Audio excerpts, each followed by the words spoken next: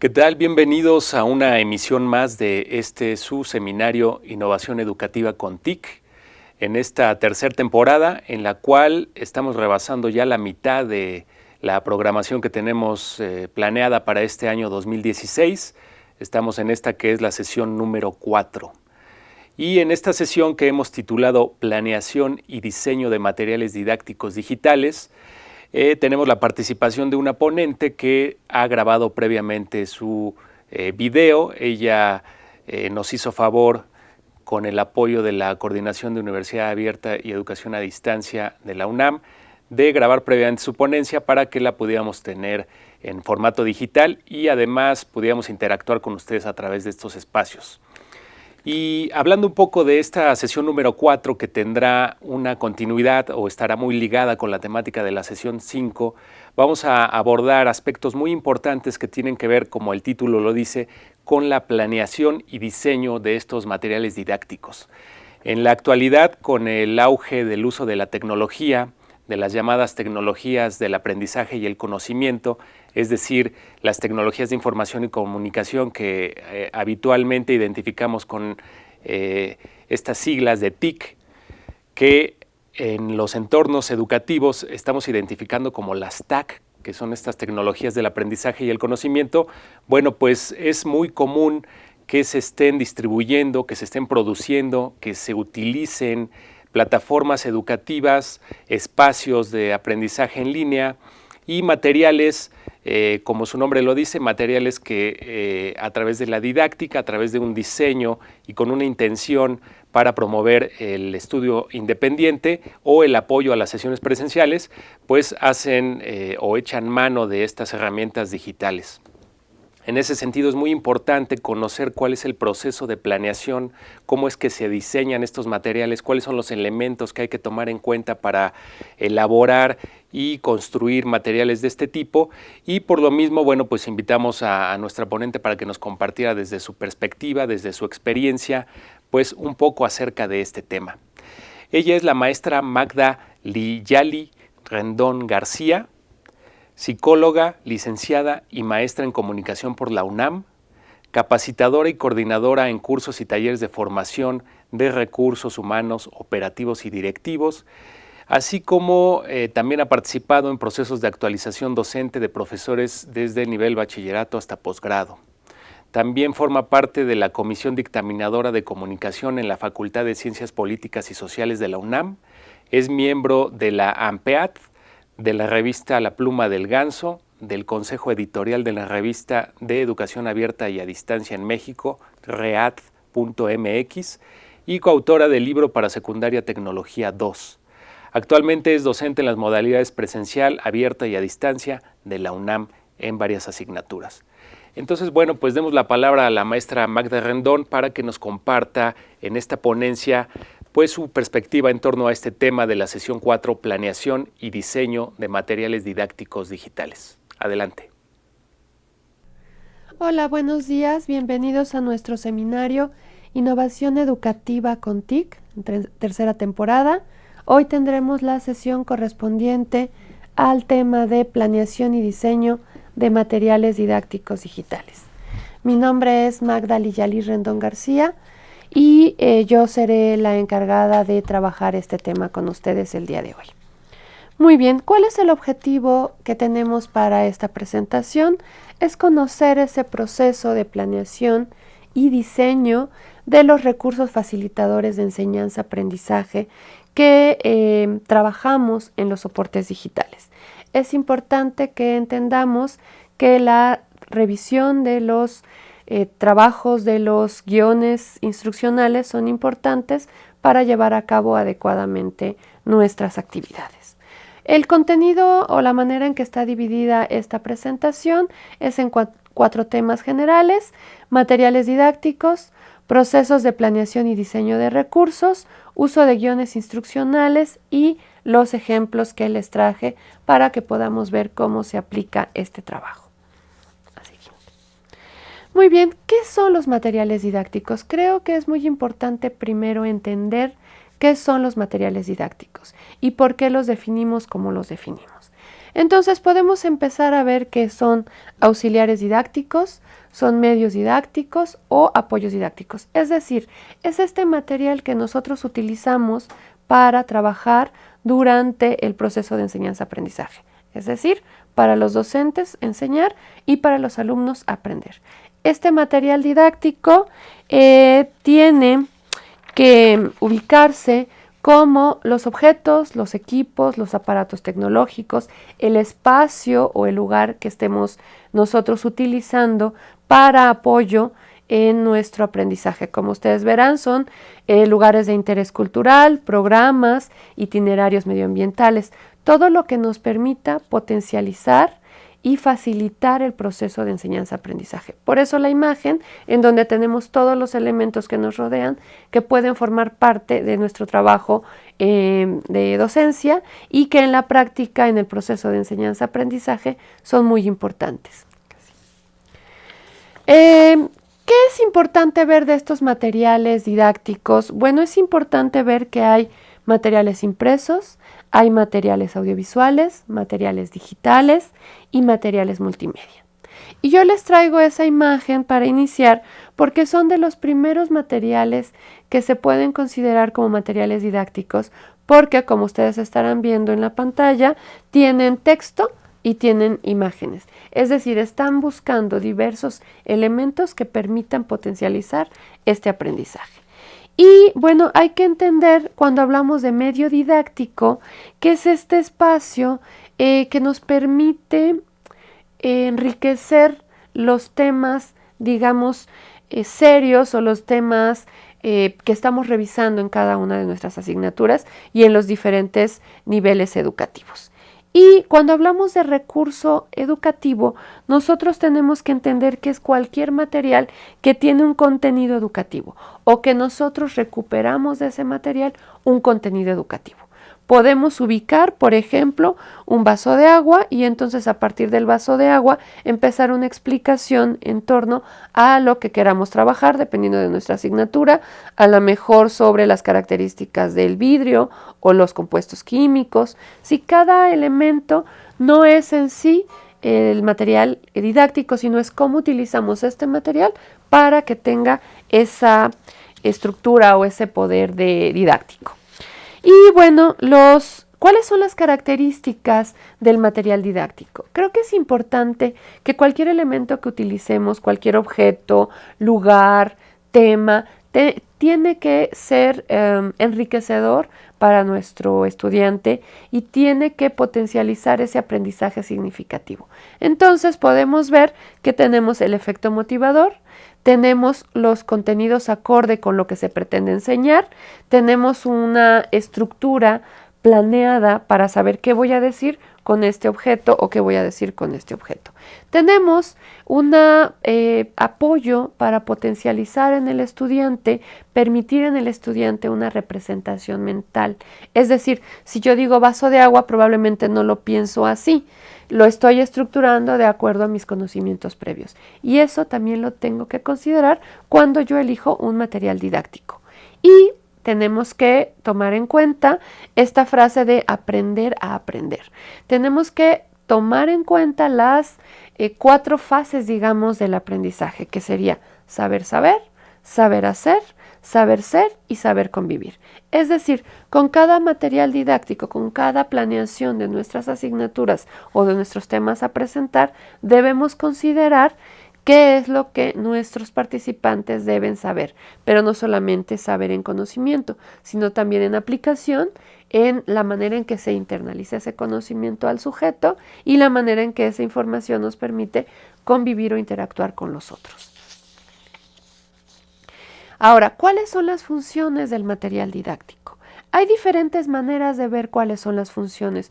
Como ustedes verán en la pantalla, hay funciones que cumplen de acuerdo al público al que va dirigido, al tema que se está trabajando, a la edad del público al que se está dirigiendo, a los objetivos que tengamos en cuenta, a la cantidad de información que estemos proporcionando, a la manera en que queremos propiciar la información, a la manera en que potencializamos el proceso de enseñanza-aprendizaje, También tenemos que considerar el contexto de los estudiantes. Eso nos va a permitir justificar, explicar, analizar cada uno de los temas.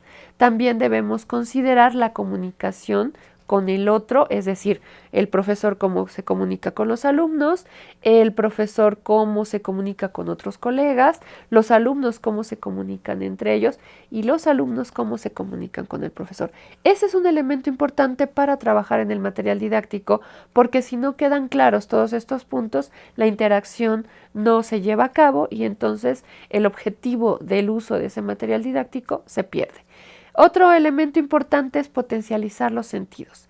No solamente es la parte intelectual, sino es la parte de todos los sentidos que podemos aprovechar para aprender o adquirir mejor el conocimiento. Y obviamente la participación de los participantes, valga la palabra, la participación activa de los estudiantes es importante para que este material didáctico efectivamente cumpla con los objetivos que nosotros estamos marcando, planeando para una actividad. En este mapa que les estoy presentando, quiero que ubiquen cómo a partir de este punto del material didáctico debemos entender qué es, cómo funciona, en qué actividades o en qué escenarios se desarrolla, cómo es que se lleva a cabo.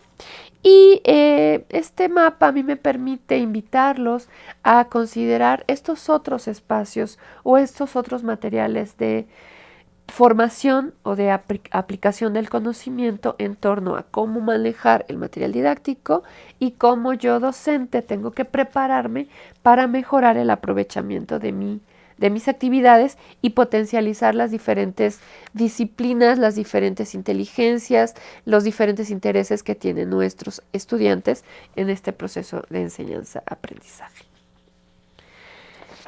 Y bueno, les pongo algunas referencias, ustedes podrán consultarlas, ustedes podrán revisarlas. Y esto en torno a este primer tema de material didáctico. ¿Qué sigue después de decir, bueno, ya entendí que es un material didáctico, cuáles son sus características, cuáles son sus funciones? Lo que sigue es tener en cuenta esta parte de la práctica docente.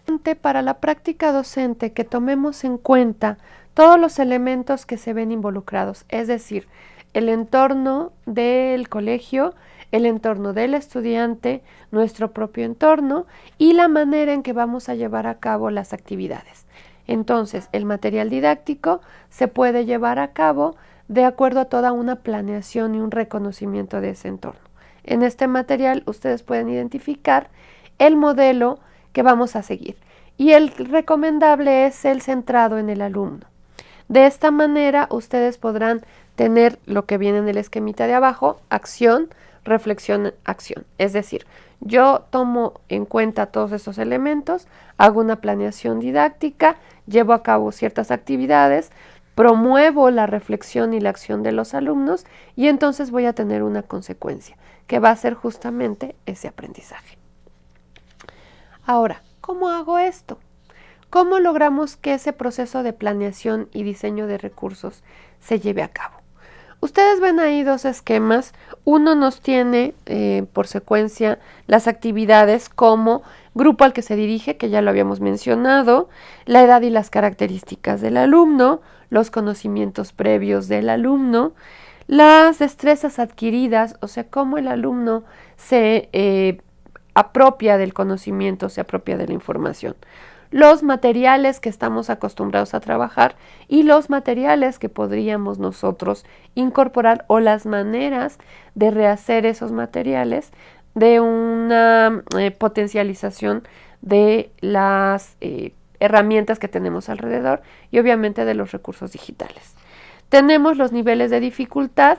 Es importante ubicar que dentro de un grupo hay niveles, digamos, término del conocimiento común, tenemos estudiantes con menores conocimientos y estudiantes con conocimientos más avanzados. Entonces, cuando nosotros trabajamos estos materiales, nosotros debemos de reconocer cómo ayudamos a todos los estudiantes a aprender, motivamos a los que les falta ciertos elementos, ciertos conceptos y potencializamos a los que ya tienen el conocimiento básico, pero que quieren o deben seguir aprendiendo. Y es importante también considerar el tipo de contenido. No todos los contenidos los podemos trabajar de la misma manera y por eso es importante ubicar. En algunos espacios se utiliza la taxonomía de Bloom, que es ubicar desde la parte de conocer, de la parte de memorizar, la parte, digamos, más sencilla del acercamiento al conocimiento, hasta el poder crear una información, crear un material, crear algo a partir del aprendizaje.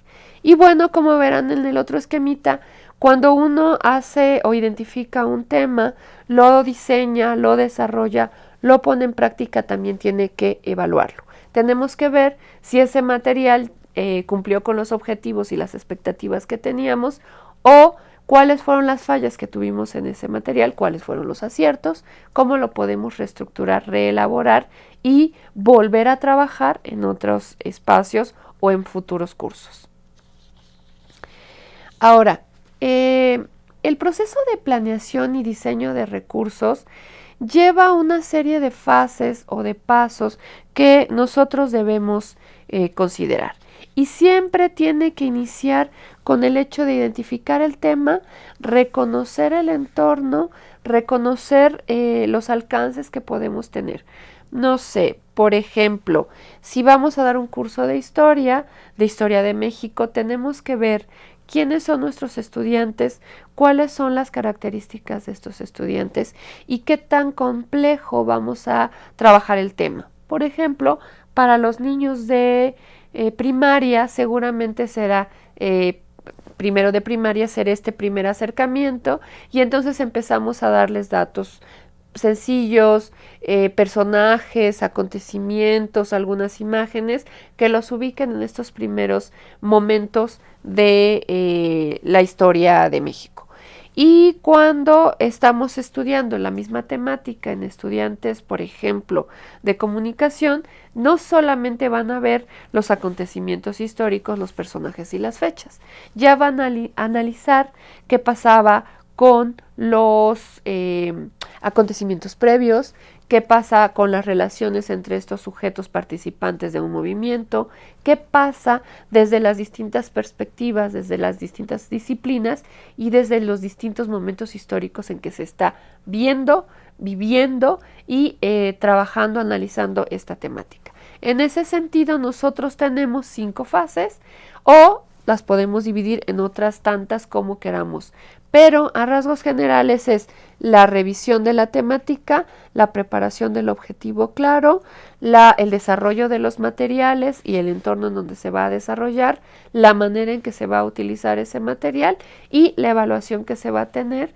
al haberse aplicado. Yo los invito a que con calma revisen estas fases, este proceso de planeación y diseño de recursos y que les permita cuestionar cómo llevamos a cabo esa planeación. Si nosotros antes de entrar al salón 5 minutos decimos, ¿qué viene en el programa? Es este tema y empezamos a hablar de él, o venimos trabajando la temática de manera que los alumnos tengan una lectura, una preparación previa, tengan una discusión durante la sesión presencial o tengan una discusión en un foro o tengan una revisión de un material a distancia. Dependerá del sistema en el que se esté trabajando, el escolarizado a distancia abierta, en línea, semipresencial. Dependerá de todas estas actividades la manera en que haremos este proceso de planeación y la manera en que diseñaremos los recursos. Van a decirme, sí, pero suena muy fácil, ¿cómo lo haremos? Bueno, aquí tenemos unas preguntas y estas preguntas de manera muy concreta, a diferencia de la lámina anterior, nos van a acercar a lo que nosotros queremos trabajar. El primero es, ¿cuál es el objetivo de la actividad? Como yo le digo a mis alumnos siempre, mi objetivo no es que obtengan un 10, obviamente el 10 es la consecuencia de mi objetivo, que es el aprendizaje. Y en teoría, el alumno debería tener ese objetivo, el aprendizaje, que como consecuencia tendría el 10. Entonces, ¿cuál es el objetivo? ¿A quién está dirigida esta actividad o esta temática? ¿Cuál es el perfil de mi estudiante? Yo los invito siempre a hacer una evaluación diagnóstica para poder identificar quién es mi grupo, cuáles son las características de mis alumnos, sobre todo porque eso nos permite reajustar o readaptar la manera en que vamos a estructurar nuestro plan de trabajo. El otro punto es qué contenidos voy a trabajar. Si yo digo historia de México, es un tema enorme. Entonces, si yo digo historia de México, en particular la independencia, pero digo de la independencia, los medios o los procesos de comunicación y más particular el tema, la manera en que se lleva a cabo la comunicación en las plazas públicas o la manera en que se lleva la comunicación escrita a partir de las publicaciones periódicas. Yo tengo que identificar cuáles son los contenidos, a quién se los voy a dirigir y cuál es el objetivo de esa actividad. El otro punto, la otra pregunta importante es cómo lo presentaré, porque yo puedo presentar una lectura, que los alumnos hagan esa lectura, discutamos en clase y se acabó. Puede ser que yo les envío por correo una lectura, esa lectura ellos lo leen, hacen un resumen y me lo entregan en clase o me lo envían por correo. Pero eso no es dinámico, entonces yo tengo que buscar a partir de el objetivo, a quién está dirigido, cuáles son los contenidos, cómo voy a presentar ese material. Y viene el otro punto, ¿cuál es el mejor soporte? Porque a lo mejor yo quiero hacer grandes cosas, pero las condiciones y el contexto económico, político, cultural, social de mi estructura académica no me lo permite. Y entonces yo tengo que ubicar el tipo de apropiación o el tipo de acercamiento que puede tener el alumno a ese aprendizaje. A lo mejor no les puedo enviar un video, pero les puedo presentar un video en clase. O si es un curso a distancia, tendré que establecer actividades o materiales que se puedan presentar en sesión o a distancia. O si son sesiones a distancia, obviamente todo el material tiene que estar soportado en este espacio digital. Y por último, ¿cómo lo evalúo? Si yo pongo en práctica una actividad, si yo presento una actividad, tengo que ver si el alumno efectivamente aprendió con ese contenido o le falta trabajo a mi planeación para mejorar el aprendizaje o la apropiación del conocimiento. Y otro elemento que no hemos mencionado, pero que es importante, no es un participante, es una serie de participantes con características distintas. Y entonces cuando hablamos de la inteligencia múltiple, cuando hablamos de la inteligencia emocional, tenemos que considerarla en este espacio. Porque de esa manera yo puedo analizar, diseñar, presentarlo, desarrollarlo y al final de ese ciclo evaluarlo. Es importante que en este análisis, diseño, desarrollo, implementación y evaluación seamos capaces de hacer una autoevaluación, seamos capaces de hacer una coevaluación y seamos capaces de hacer una evaluación hacia nuestros alumnos. Es decir, evalúo a los alumnos sobre la temática, los alumnos se evalúan entre ellos, pero yo también evalúo la manera adecuada en que se aplicó o se llevó a cabo esta información. Es importante que ustedes consideren, insisto, análisis, diseño, desarrollo, implementación y evaluación.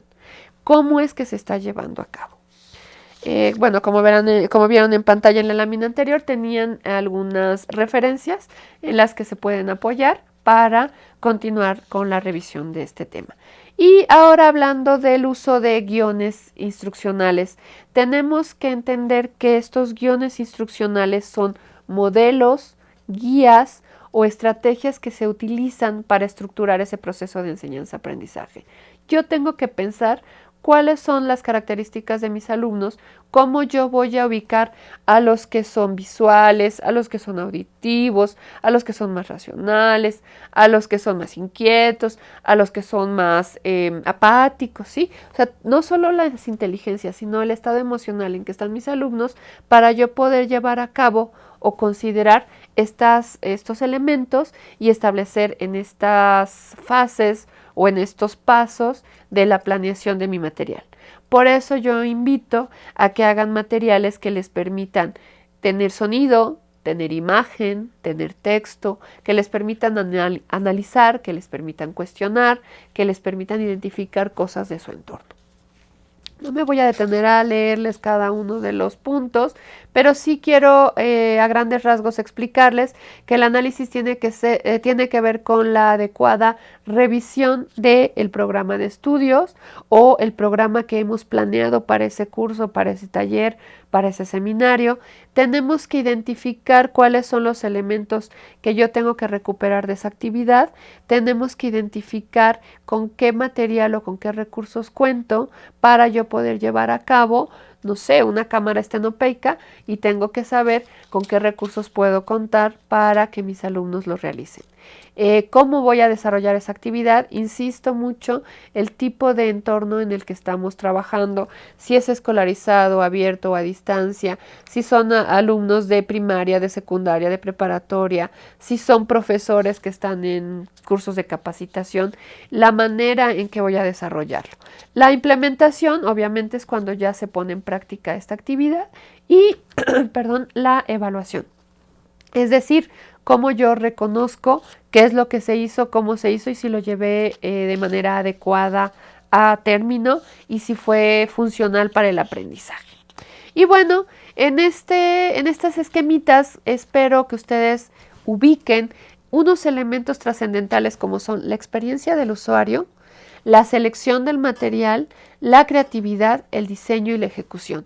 Y por ahí les puse la palabrita de Bloom, que es el nombre de este autor de la taxonomía de Bloom, que nos permite justamente seguir esos pasos, desde recordar, desde la parte de memorizar el contenido, hasta la parte de crear un contenido o de producir.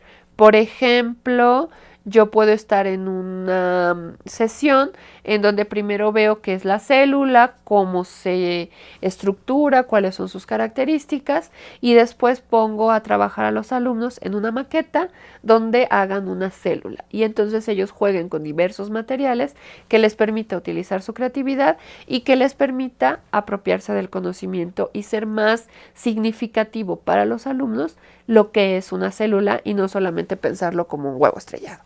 Y no sé si estoy estudiando algún tipo de materia mucho más práctica, obviamente los alumnos tendrán que estar haciendo actividades prácticas, además de las teóricas, para que el aprendizaje sea más significativo y tenga más sentido lo que decíamos hace unas láminas del saber hacer, el saber ser, el saber convivir y el saber saber. Es decir, yo tengo que aprender a desarrollar mi creatividad, tengo que aprender a seleccionar el material, tengo que aprender a ubicar de mi entorno qué me sirve para apropiarme del conocimiento. Y la otra laminita que nos decía las 4 fases que podemos ver también en cómo llevar a cabo este proceso de enseñanza o cómo llevar a cabo el desarrollo de estos guiones instruccionales.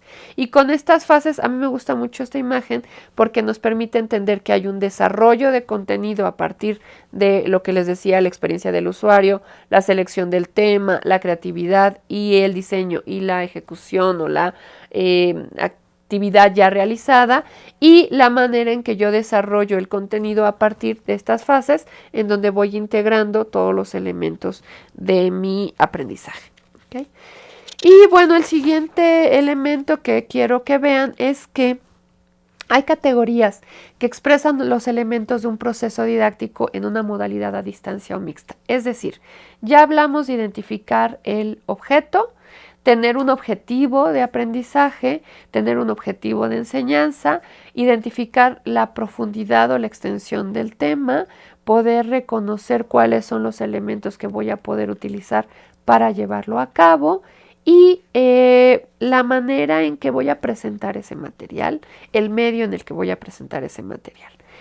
Esto me parece muy importante porque nos habla del área pedagógica, del área editorial, del área técnica, del área de diseño gráfico y de otros elementos que debemos considerar. Es decir, yo no puedo presentar un material didáctico, digital o físico, sin haber revisado la estructura, sin haber revisado la claridad, sin haber revisado el encuadro, la coherencia que tiene mi material.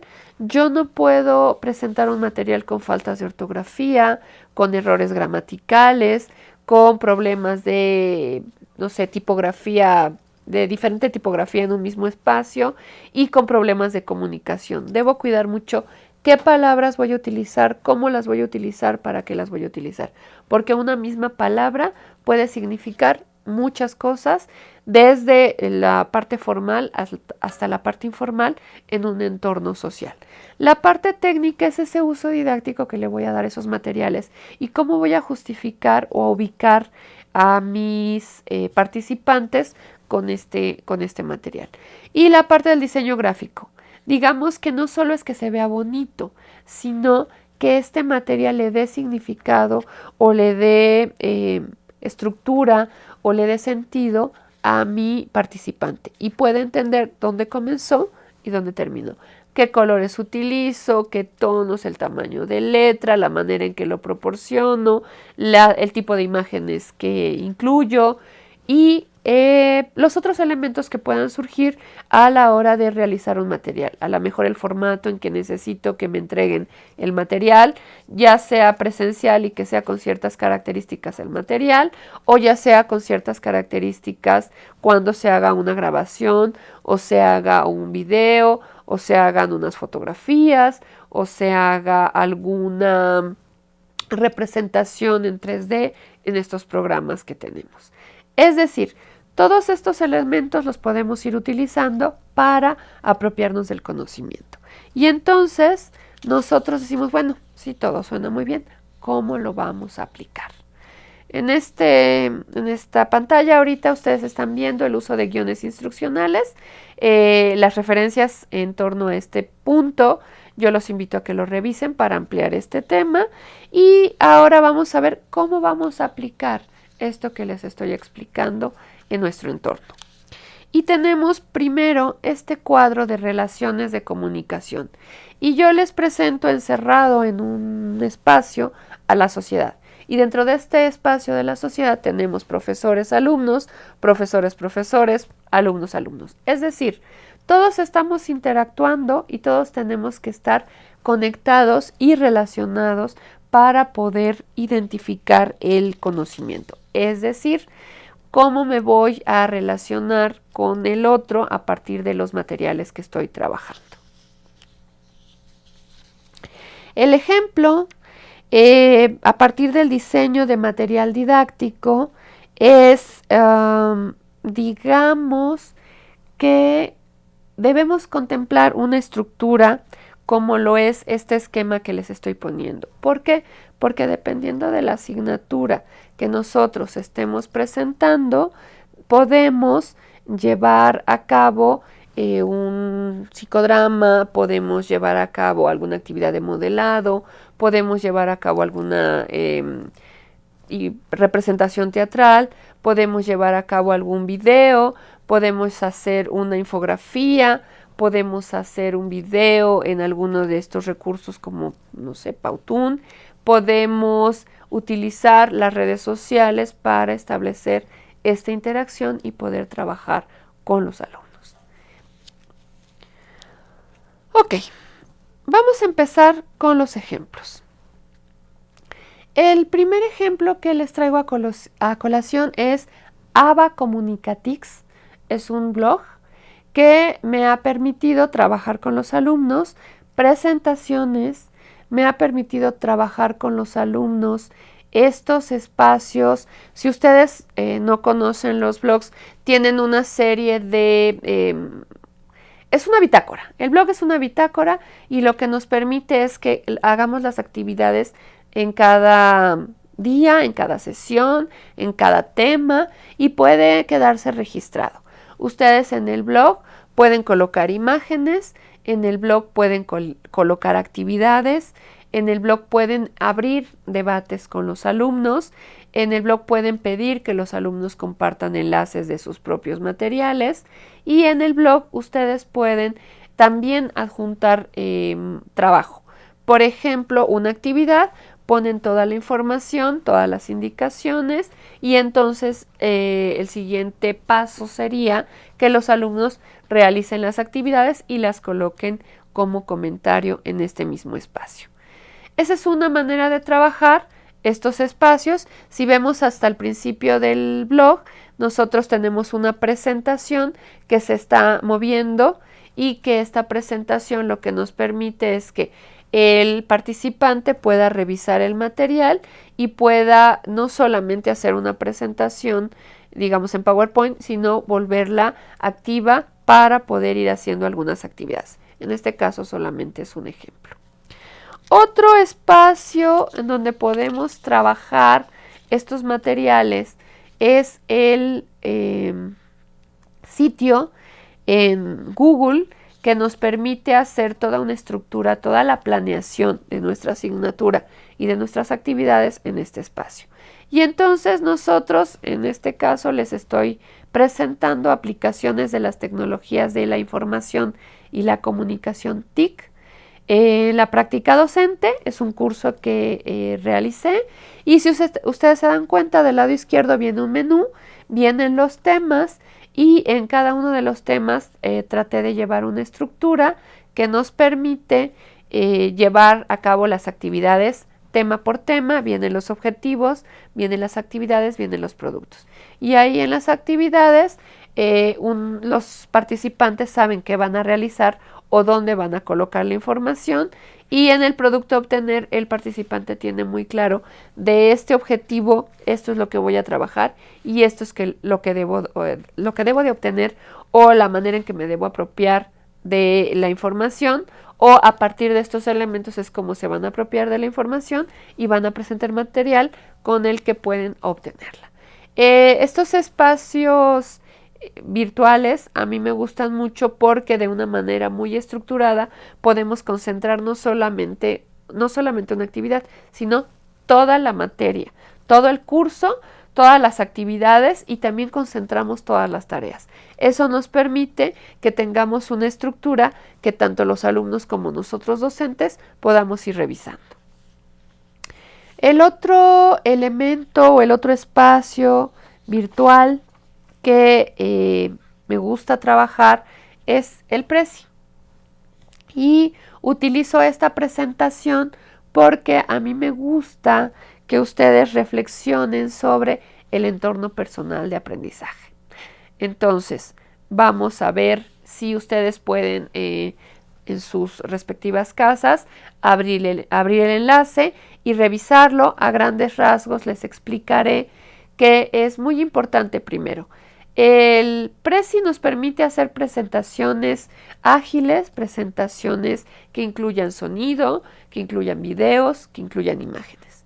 Y en este caso, la que les estoy presentando yo tiene que ver con un tema que me parece fundamental, que es el entorno personal de aprendizaje. Y el entorno personal de aprendizaje tiene que ver con la casa, la escuela y el entorno social, que en esta época es a nivel global.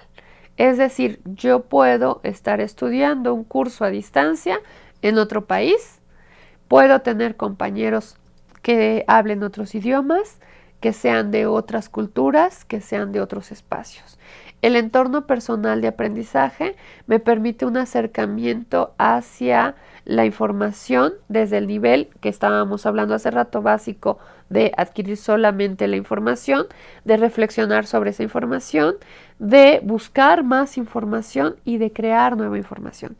El entorno personal de aprendizaje, entonces, es esta estructura que rodea a cada sujeto, que le permite esos conocimientos previos y que en el entorno de nuestras disciplinas, de nuestra práctica docente debemos tener en cuenta, porque los alumnos ya no solamente se relacionan entre ellos como equipo de trabajo de manera física presencial.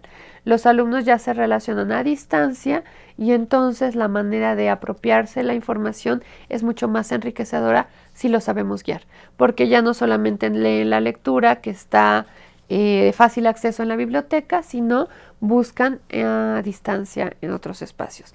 Y este espacio, nos permite esta formación.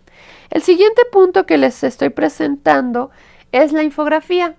Esta infografía se realizó en una aplicación que se llama PictoChart. Hay muchas otras aplicaciones, yo recomiendo esta porque es muy sencilla, y en esta lo que hacemos es, por ejemplo, yo les tengo aquí el de Creative Commons, que es una comunidad que está buscando fortalecer el respeto o el respaldo de la propiedad intelectual de los materiales didácticos que hacemos a distancia. No solo didácticos para ellos, pero bueno, para nosotros es muy importante. Si ustedes se fijaron o se fijan en los otros espacios virtuales que vieron, tienen una leyendita, que en este caso viene casi al final, que es justamente la licencia de Creative Commons. Y lo que yo estoy haciendo con este material es promoviendo este tema de la licencia, pero además ejemplificando cómo se lleva a cabo un material. Esta infografía puede presentarse como imagen, como lo están viendo en pantalla, pero si ustedes copian la URL y lo buscan en internet, va a presentar la interactividad de este espacio. Es decir, tiene un video, tiene una presentación y tiene otro documento por ahí enlazado, que nos permite no solamente ver el tema, ahí tiene un tema claro, tiene el desarrollo, tiene las referencias. También tenemos un video que permite a los que son más visuales entender qué es la licencia Creative Commons y cómo desarrollarla. Pueden también acceder a la presentación, que es mucho más detallada sobre el mismo tema de Creative Commons, y tenemos también la posibilidad de englobarlo con el mismo ejemplo de que es este espacio donde podemos hacer materiales. Por ejemplo, los alumnos pueden hacer una infografía de algún tema, de alguna asignatura, obviamente con la explicación clara de qué van a hacer, cómo lo van a hacer, para qué lo van a hacer, cuándo lo van a hacer, para qué les va a servir. Y en estos espacios, si se fijan, tenemos imagen, tenemos texto. Si lo van a manejar de manera virtual, tenemos video, podemos colocar enlaces para música o no solo jalar el video de este espacio de YouTube, sino nosotros irnos hacia YouTube o que los alumnos hagan sus propios videos. El siguiente ejemplo es el uso que podemos darle a Facebook. Mis alumnos se ríen porque en lugar de decirles por favor no ingresen a Facebook, es por favor ingresen a Facebook. Y la manera en que yo he trabajado este espacio es invadir un poco el espacio de los alumnos. Ellos están conectados el 90% del día y lo que hago con estos espacios es, 1, acercarme a esos escenarios, 2, aprovechar estas redes sociales para potencializar su aprendizaje. En los espacios del grupo ustedes podrán acceder, revisan la URL que les coloco, pueden ingresar. Dejé el grupo con lo que se llama la privacidad para público, para que cualquiera lo pueda revisar, y lo que les coloco ahí son los debates, ¿no? O nosotros podemos poner un tema, una pregunta, una lectura, y los alumnos van respondiendo en los debates y ahí vamos estableciendo un foro de discusión. Podemos también colocar algún texto, podemos colocar imágenes. Si vemos en la siguiente pestaña, podemos ver a los miembros participantes de este espacio. Entonces, en este caso solamente tenemos a 2, porque obviamente es una prueba, como lo dice su nombre, formación docente prueba, pero yo puedo solicitar a los alumnos que pidan ser miembros del grupo, y cuando ya tengo a todos mis alumnos concentrados, entonces ya vuelvo el grupo cerrado o secreto, dependiendo de cómo lo queramos manejar, porque algunos temas son mejor manejarlos secretos. Secreto obviamente es para el grupo concentrado. La siguiente pestaña pueden ustedes revisar lo que son los eventos, y este espacio a mí me gusta porque yo puedo programarles. Recuerden que el descanso va a ser de tal hora a tal hora, puedo avisarles qué día va a ser el examen, puedo avisarles que va a haber una actividad que no va a ser dentro del salón, que no se les olvide, puedo avisarles de algún evento. ¿Okay? En la siguiente pestaña nos va a presentar las fotografías, es decir, yo puedo colocar fotografías que quiero que los alumnos revisen, analicen. Si ustedes se fijan, del lado inferior está una fotografía de la misma del Creative Commons, y es una manera de colocarles este material que les platicaba hace un ratito, y ahí también viene el enlace para que ellos vean la imagen de qué se trata el tema, pero tienen el enlace para la infografía publicada en línea, donde pueden tener acceso a los otros recursos que tiene la infografía y que tiene este material dinámico. Y la siguiente pestaña es la de archivos. Ustedes pueden colocar ahí una serie de materiales o de lecturas que los alumnos tendrán que revisar. Y, por ejemplo, si ustedes tienen acceso al grupo, quieren curiosearlo, yo los invito a que lean El arte de amargarse la vida. Es un material que a mí me gusta mucho porque potencializa la creatividad, desarrolla esa capacidad de cuestionarnos cómo vivimos día a día, ayuda para la parte de su capacidad de comprensión de lectura, además de cosas emocionales que pueden ir brincando al hacer esta lectura. Muy bien, y el siguiente ejemplo que yo les traigo es el de Symbaloo. Symbaloo es un espacio, es un organizador virtual que nos permite, ustedes no sé si vean los cuadritos, pero están los cuadritos que nos indica que en este espacio virtual o en este organizador yo coloqué los espacios que acostumbro revisar, las redes sociales que me gusta tener a la mano, y coloco en la parte, en el caso de esta presentación, coloco en la parte superior izquierda del Symbaloo unos cuadritos que son mis páginas o las páginas que yo he trabajado con mis alumnos. Y eso me permite mostrarles cómo, si ustedes tienen acceso, también pueden teclear la URL que les coloco y pueden revisarlo. Y lo que yo hago es, a partir de este organizador, concentrar los materiales, las páginas, los enlaces que voy a trabajar con mis alumnos a lo largo de los semestres o de los periodos que estemos trabajando. Bueno, al final concentro todas las enlaces que les di ahorita. Me parece importante que ustedes tengan en cuenta la forma en que estos espacios me permiten comunicarme, me permiten difundir la información, me permiten promover la participación, me permiten fortalecer en los alumnos la elaboración de un material. Yo los voy a invitar a que ingresen al sitio de Google Site, que era el segundo que les presentábamos, porque ahí ustedes pueden ver cómo tenemos enlaces a ciertos materiales virtuales que nos pueden servir como apoyo o como trabajo de material didáctico.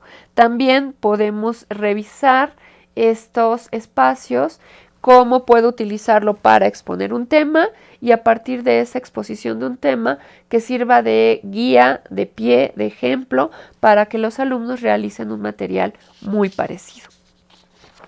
Y bueno, quiero darle las gracias al área de televisión de CUAED por haberme apoyado durante la grabación de este programa y les pido que ustedes revisen con calma nuevamente lo que les acabo de presentar, revisen las lecturas, revisen los materiales o los ejemplos que les estoy compartiendo y no duden en poner en práctica ya el trabajo.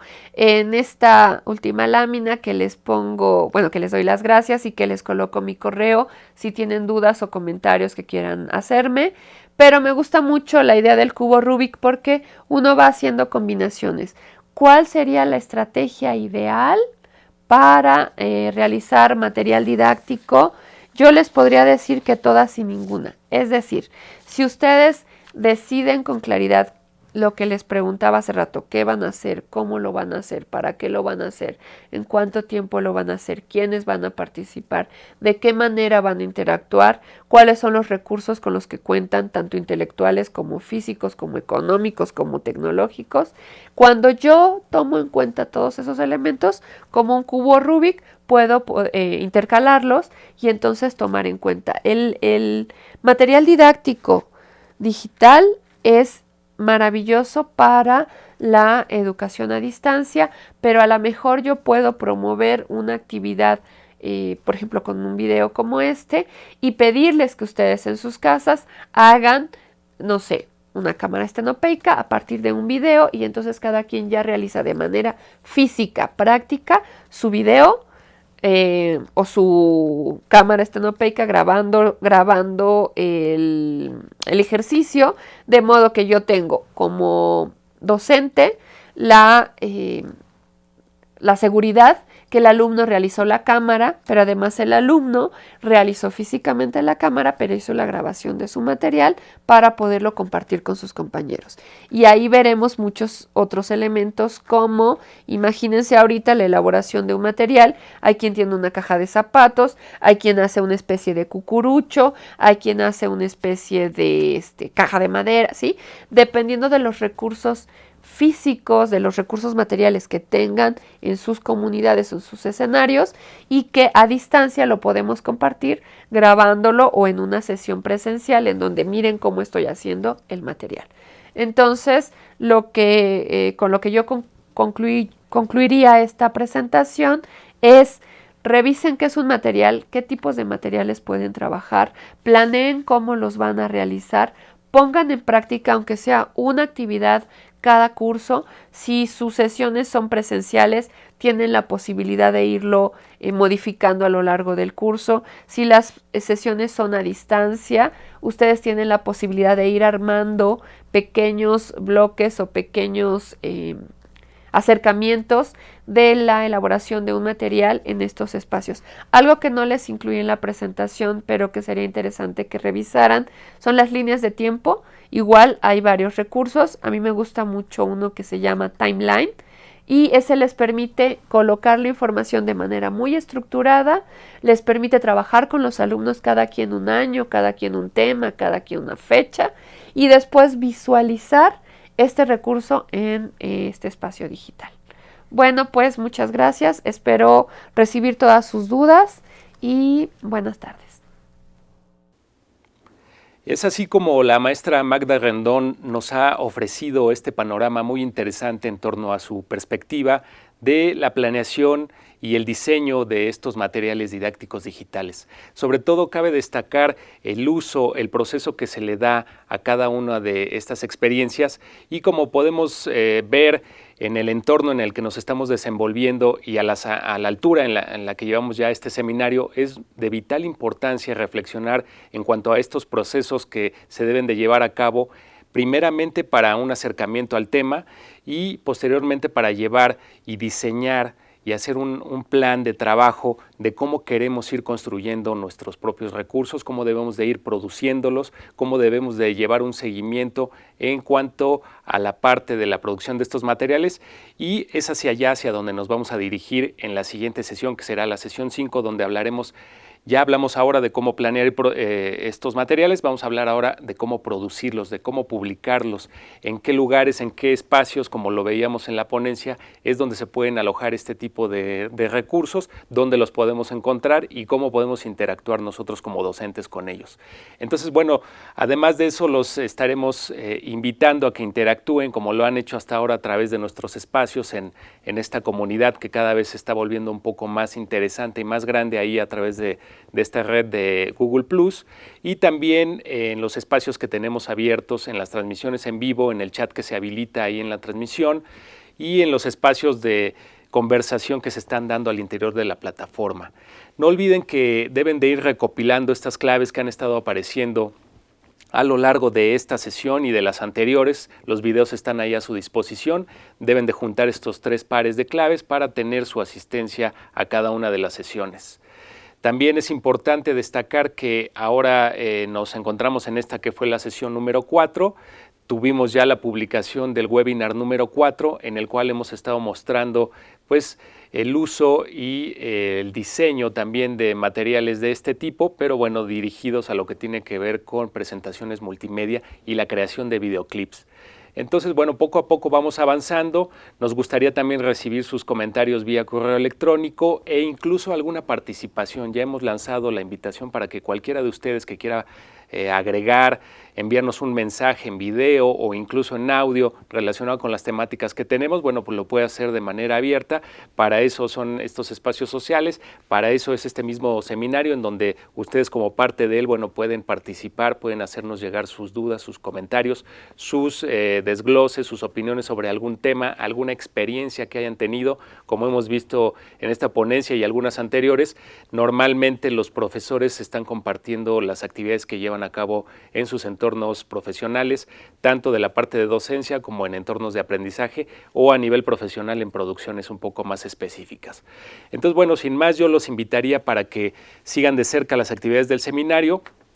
Para nuestra siguiente sesión, que será hacia finales del siguiente mes, en septiembre, nosotros tenemos la sesión número 5, donde, como les decía, vamos a hablar de producción y publicación de materiales didácticos digitales. Esto se llevará a cabo el jueves 29 de septiembre de este 2016 y tendremos una transmisión que estaremos coordinando aquí desde la sala de videoconferencias del Centro Tecnológico para la Educación a Distancia y en un enlace también con nuestro especialista que ya está confirmado de allá de la Coordinación de Universidad Abierta y Educación a Distancia de la UNAM. Bueno, pues mi nombre es Rubén Durán, agradecemos su participación en este espacio.